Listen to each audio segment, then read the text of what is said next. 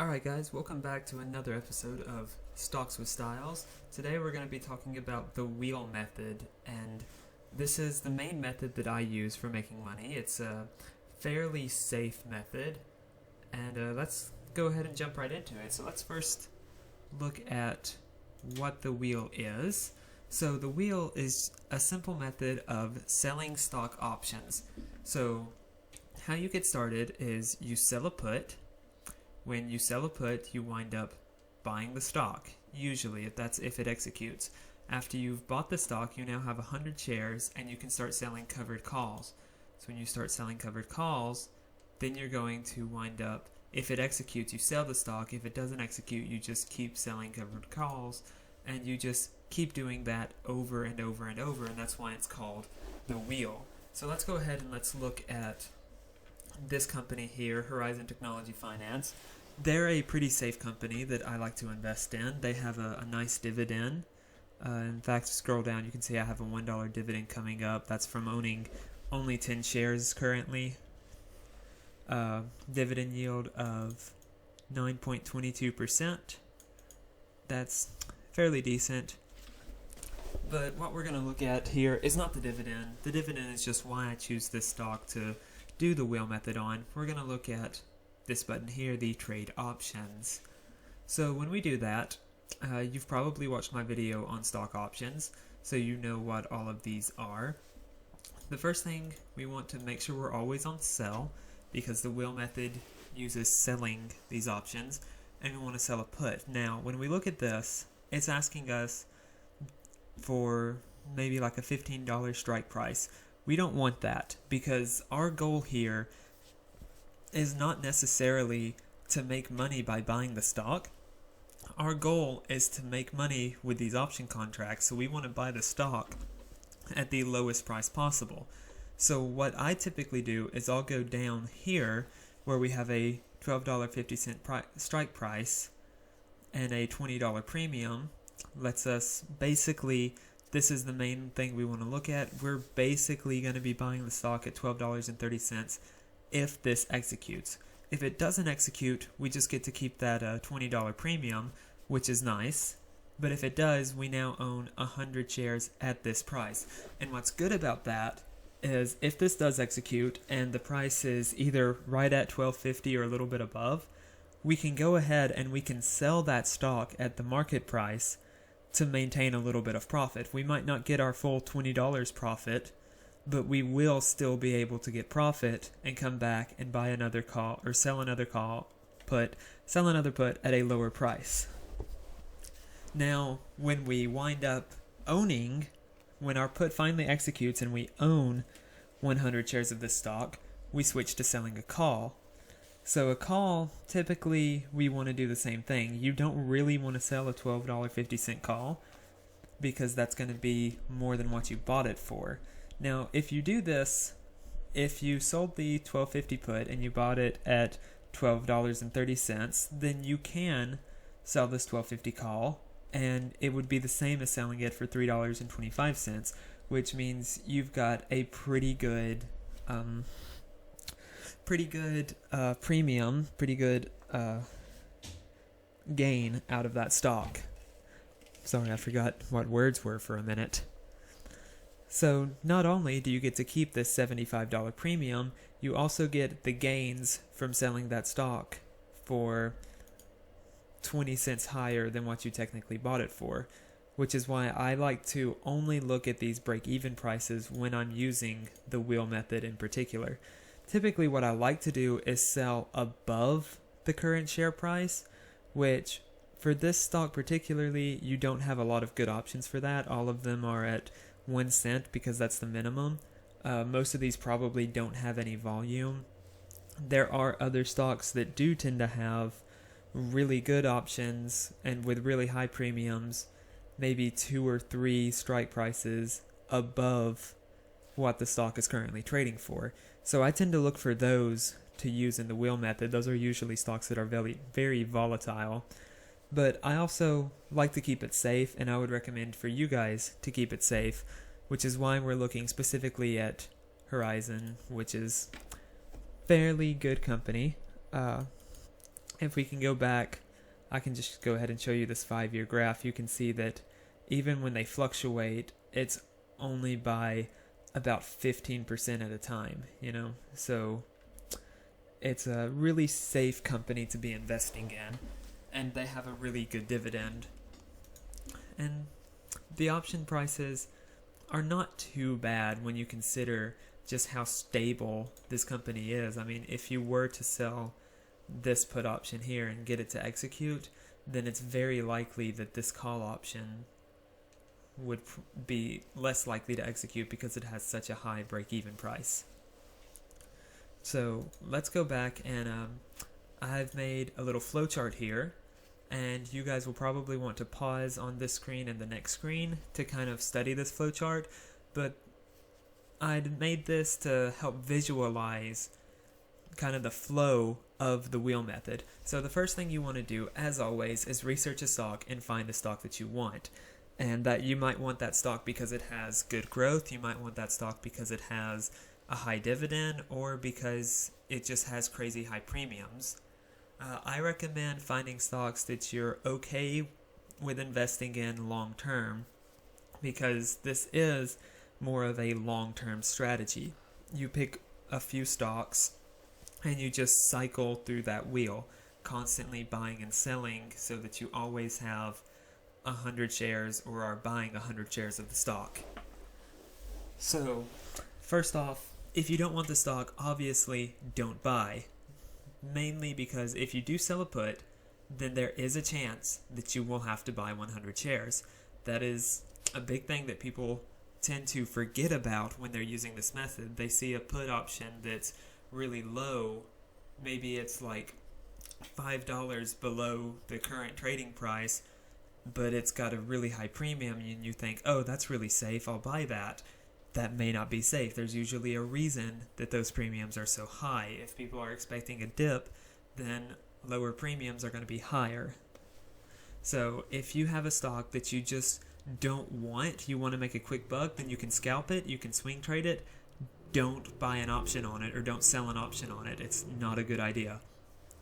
But if it is a stock that you want, maybe it's got a high dividend, maybe it's got good growth, it's something that you think would be a good investment for long term, then you can go ahead and sell a put. Now, I typically do puts that expire weekly, just because it's faster turnaround, and I like the faster turnaround. They tend to have lower premiums, but I wind up making more because of the amount that I can sell in that time frame.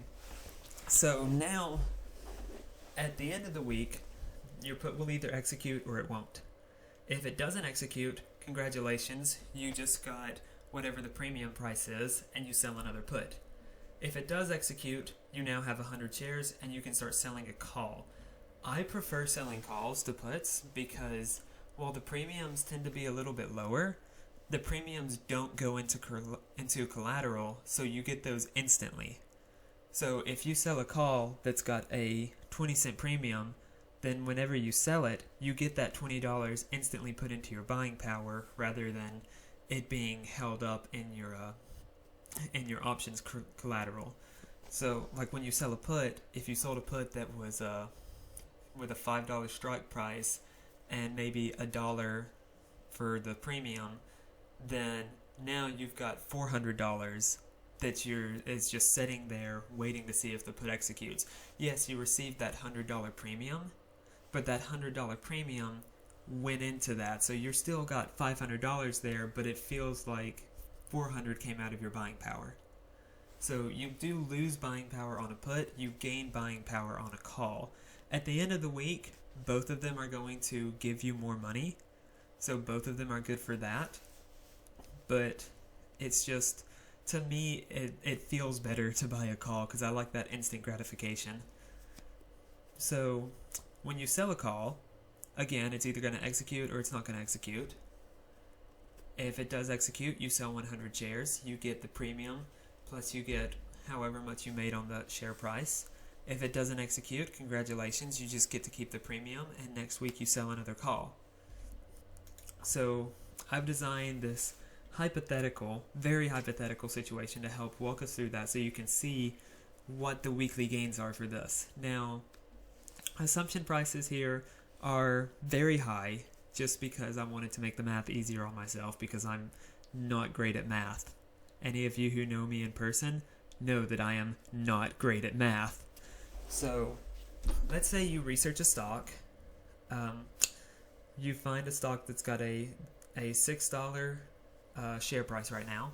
So it's just trading at $6 a share. Now, if you want, you can go ahead and buy 100 shares of that and skip straight ahead to the call step.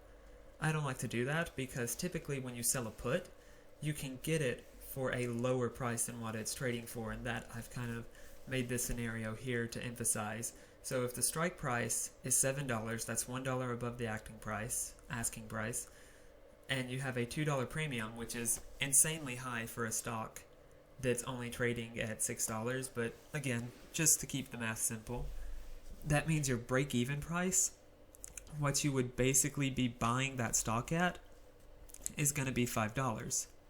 So now, if it executes, then you just get to keep that $2 premium, which is $200 because it's multiplied by 100 shares.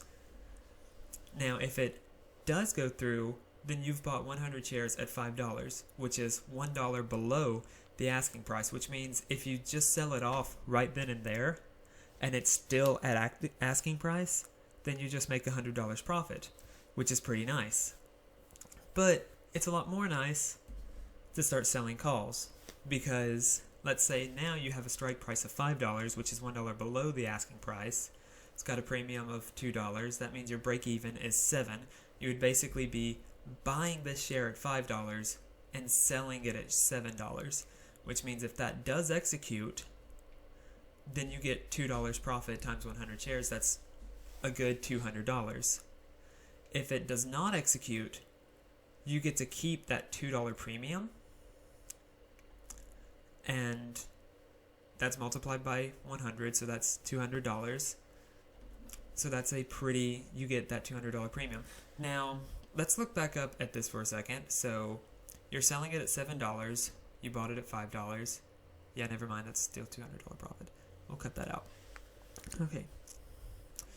So this flowchart here, you might want to pause the video, take some time to kind of look through it to make sure you understand it.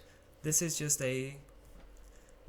I want to say simple, but looking at it, it doesn't look very simple. It's just a flowchart to help explain what the wheel method looks like. And I do this all the time. I have my own Excel file where I keep up with how much money I've made on this, because it's kind of hard to actually visualize your gains from this, because every trade is made on Monday but isn't executed until Friday. So sometimes it's hard to remember what your buy-in price was and how much you need to make sure your call is for. And when I showed you guys these calls that are only worth $1, to me, like if I was crazy and I bought Horizon at $15, to me it's worth it to go ahead and put the option to sell this 1750 call at $1, because if somebody buys it, if it executes, that's great. I just sold it for a lot higher than what I bought it for. If it doesn't execute, to me, getting $1 a week is worth a lot more than not getting any money in the week and just letting the money sit there. So that's why I advocate for the wheel method. That's why I think it's a good method for new investors. It's a little bit complicated, but once you really see how it works, I feel like it's a great way to earn money and make a slow gain. Now, I will say that you do have to have, when you sell a put, you do have to have enough capital to cover the entire put. So you have to have whatever your break-even price is on the put times 100. And most of us aren't going to start off with that much money. Most of us are going to start off with about $5. So I'm going to take a quick cut and I'm going to find a stock that I think would be a good beginner stock.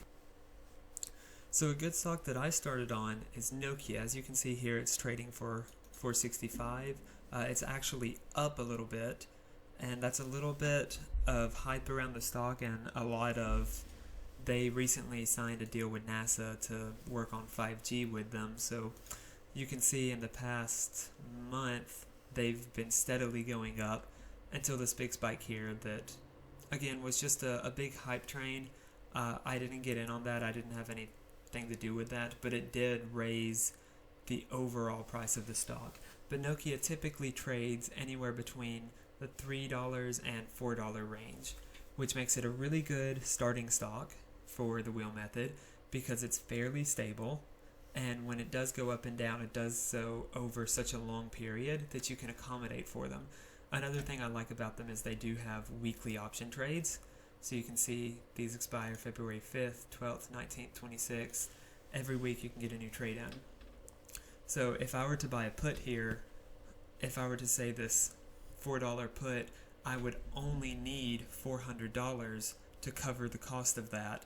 And yeah, I'm only making $3 from that, which kind of sucks. But to me, it's worth it to have that just small amount of gain and stay very safe on this. Now again, if you do wind up buying it, then the calls are worth a little bit more.